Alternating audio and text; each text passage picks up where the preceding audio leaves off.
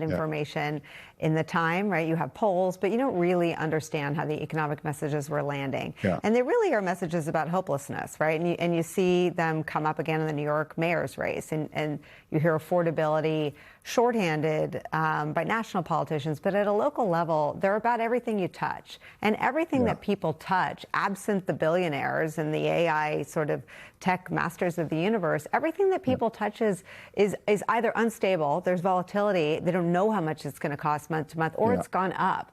And I wonder what you see as sort of the opportunity to seize the mantle of sort of a real economy and what people are dealing with in their day-to-day lives.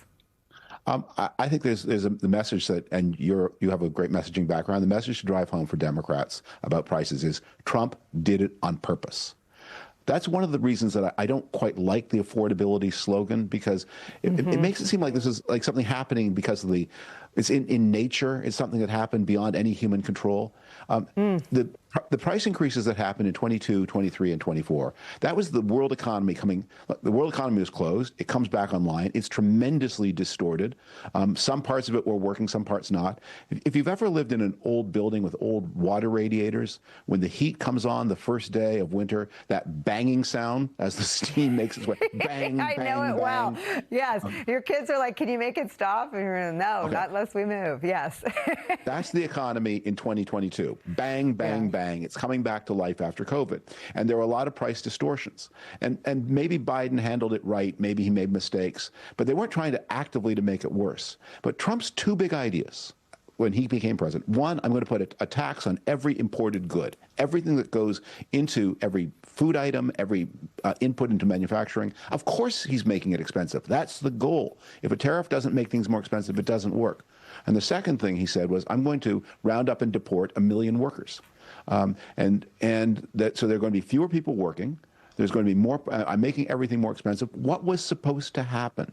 He did it on purpose. Okay, so the messenger in me wants to change one word. Trump broke it on purpose, right? Yes. Yes. Well, okay, I feel like we can lay that over everything. So when you'll see this on some of these Sunday morning shows, they will say, there'll be a Secretary of the Treasury, someone like that on, and they'll be asked, what's your message? And the only message you could say, what are you going to say to the American people about so-called affordability? And what they could say is, look, we did this on purpose. It turns out it was kind of dumb. We're really sorry. We've learned our lesson. We're going to undo all of our signature economic initiatives, and then things will stop getting worse.